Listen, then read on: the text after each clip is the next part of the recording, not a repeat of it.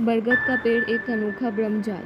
रात 11 बजे एक लड़का, उसकी उम्र लगभग 18 साल के करीब थी, गांव के पास लगे वाले खेतों से बेहद तेज रफ्तार से भागता हुआ गांव के दूसरे छोर की तरफ आ रहा था। गांव के अंदर प्रवेश करते ही गांव के कुत्ते उसके पीछे भौंकते हुए भागे, पर उसकी रफ्तार को कुत्ते पकड़ तक नहीं पाए।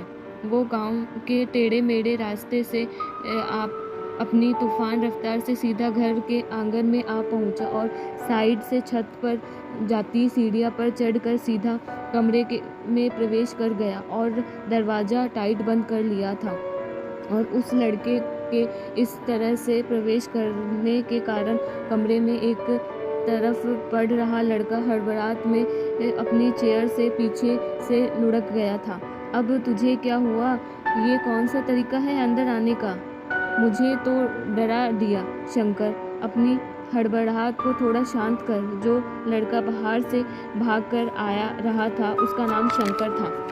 वह अपने दोस्त सूरजभान के साथ पढ़ाई करने के इरादे से आया था, पर न जाने उसे रास्ते में ऐसा क्या हो गया, बुलेट ट्रेन की रफ्तार पकड़नी पड़ी अपने दोस्त के यहाँ आने के लिए। सूरजभान खड़े होते हुए अपनी कुर्सी को उठाकर अपनी जगह पर रखता है और दरवाजे पर बीट लगाए शंकर अपनी बढ़ चुकी सांसों को नियंत्रित करने की कोशिश कर रहा था। सूरजभान, अबे ये कौन सा तरीका है तेरा आने का?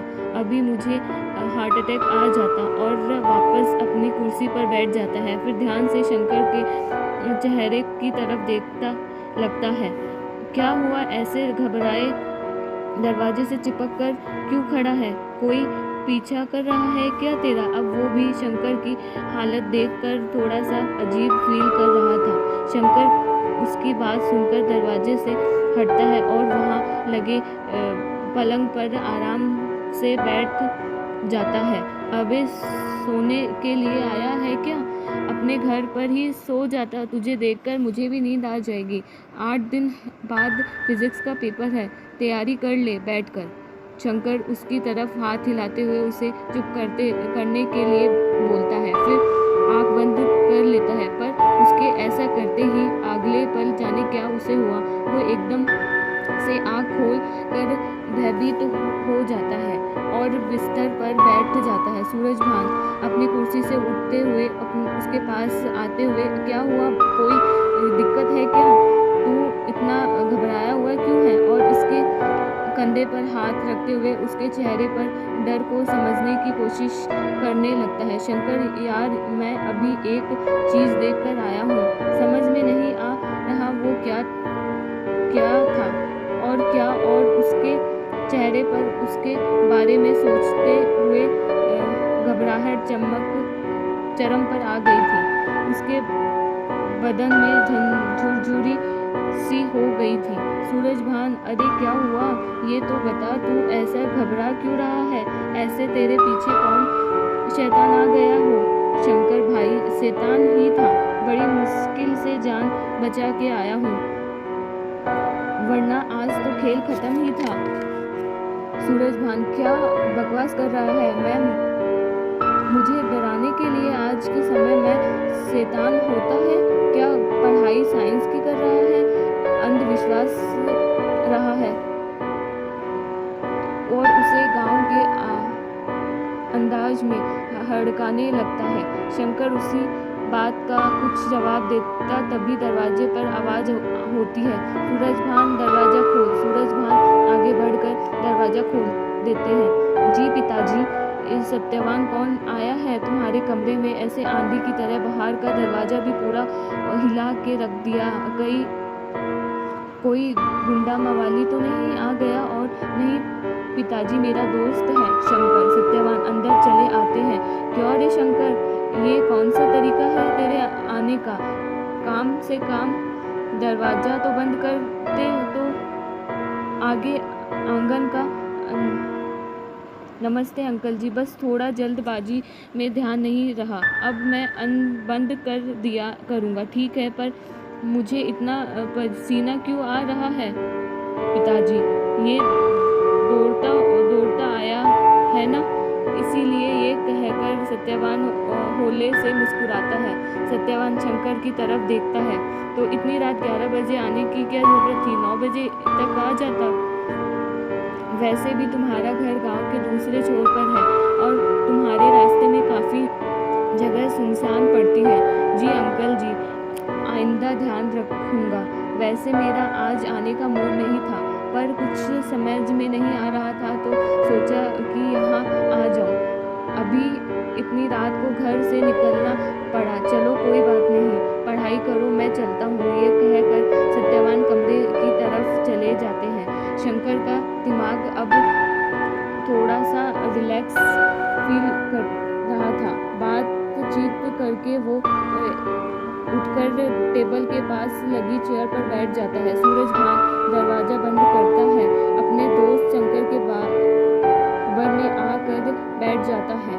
अच्छा बता, अब क्या हुआ था? तुम किसी शैतान की बात कर रहा था? शंकर सूरजभान की बात सुनता है, फिर कुछ सोचते हुए होले से मुस्कुरा देता है। सूरजभान, अब क्या हुआ? मुस्कुरा क्यों रहा है? शंकर, कुछ नहीं सारा यार, मैं सिर्फ मजाक कर रहा था। मुझे लगा तुझे डराना चाहिए, पर तू तो बिल्कुल भी नहीं डरा, खाली बकवास कर रहा था। मैं जानता था। चल पढ़ाई कर ले भाई, और दोनों पढ़ाई करने लगते हैं। शंकर की आंखें किताब में लगी हुई थी, पर ध्यान अभी भी कहीं और था, और चीज पर ही था। मन में कहता है, इस बात को मैं सूरज को बता के मैं उसे और टेंशन नहीं दे सकता। एग्जाम सिर पर है, ऐसा उसका ध्यान पढ़ाई से भंग हो जाएगा, और फिर वो अपने आप को भी पढ़ाई से व्यस्त कर लेता है। जिसकी इस वक्त बाहर गांव से बाहर, जहाँ से जंगल का एरिया शुरू हो जाता था, बस इसी सीमा पर विशाल बरगद का पेड़, जिसे दिन में भी देखते हुए डर का अनुभव होता था, और इतनी रात में बरगद का पेड़ जो वहाँ हवा से झूल रही थी। पता नहीं कौन उन पर लटक कर झूल रहा था। कुछ दिखाई नहीं दे रहा था, बस उसकी जड़ें हवा से इधर उधर झूल रही थी। बरगद के ऊंचे तने पर एक तांत्रिक बैठा हुआ अपनी तांत्रिक विद्या का जाप करने में लगा हुआ था। अपने शरीर से रह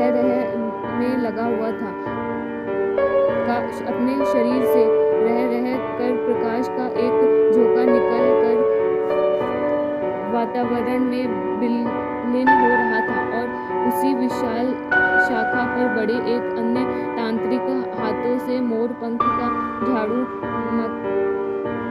मकड़ा हुआ था, और एक खोपड़ी के ऊपर उसे मारते हुए मंत्रों का जाप कर रहा था। तांत्रिक विशंबर को भी क्या सूझी है यह आने की? इतना दूर हिमालय से चल कर तपस्या करने आ पहुँचे। आखिर क्या है इस जगह पर जो गुरु को दिख रहा है? मुझे नहीं दिखा। और फिर उसका ध्यान नीचे जाता है, जहाँ बरगद के पेड़ से निकली हुई जड़ें हवा से झूल रही थी। यह सब जड़ें अपने आप कैसे झूल रही है? हवा तो बिल्कुल भी नहीं चल रही है, पेड़ का एक तना भी नहीं हिल रहा। इसी मतलब कुछ तो है यहाँ, जिसका आभास सिर्फ गुरुजी को है। और फिर समय ऐसे ही बीतता चला गया। सुबह के लगभग 4 बजे तानसिंह विशंबर ने अपनी साधना पूरी की। उसकी आंखें खुल रही थी, और फिर तानसिंह विशंबर अपनी शाखा से नीचे की तरफ बैठे अपनी शिष्य की तरफ देखते हैं, जो आराम से सोया हुआ था। तानसिंह विशंबर, ओ कामरा, उठ जा। अब थोड़ा सा अपनी आवाज़ में गुस्सा ले आते हैं। कामरा अपने गुरुजी की आवाज़ सुनते ही एकदम से उठ जाता है और हड़बड़ाहट में रखी खोपड़ी पर झाड़ू मारने लगा जाता है और कुछ मंत्रों का उपचार करने लग जाता है। तांत्रिक विशंबर, अब बंद कर, सुबह होने वाली है, मुझे एक काम बता। वो भी ठीक से नहीं कर सकता है? अगर ऐसा ही करता रहा तो तुम्हें चमगादड़ बनाकर पेड़ पर लटका दूंगा। सोता रहना फिर आराम से।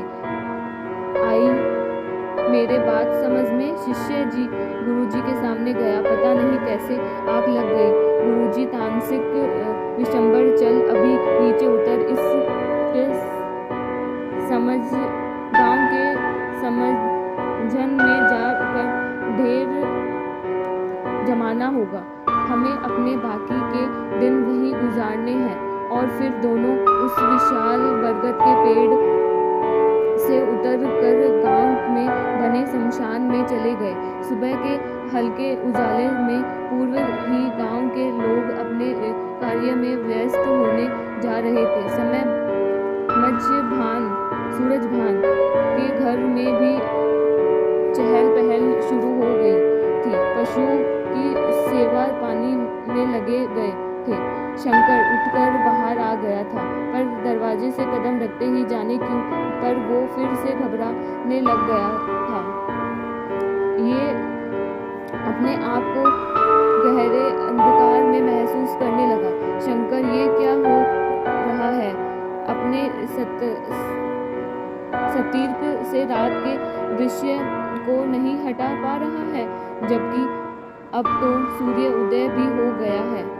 और फिर आंगन में पशुओं को चारा डाल रही सूरजभान की बहन प्रिया की तरफ देखता है। शंकर सीढ़ियां उतर कर नीचे आता है और प्रिया, क्या कर रही हो? प्रिया उसकी आवाज़ सुनकर तिरछी नज़रों से उसकी तरफ देखती है और उस उखड़े शब्दों से, तुम्हें क्या दिख रहा है कि मैं क्या कर रही हूँ?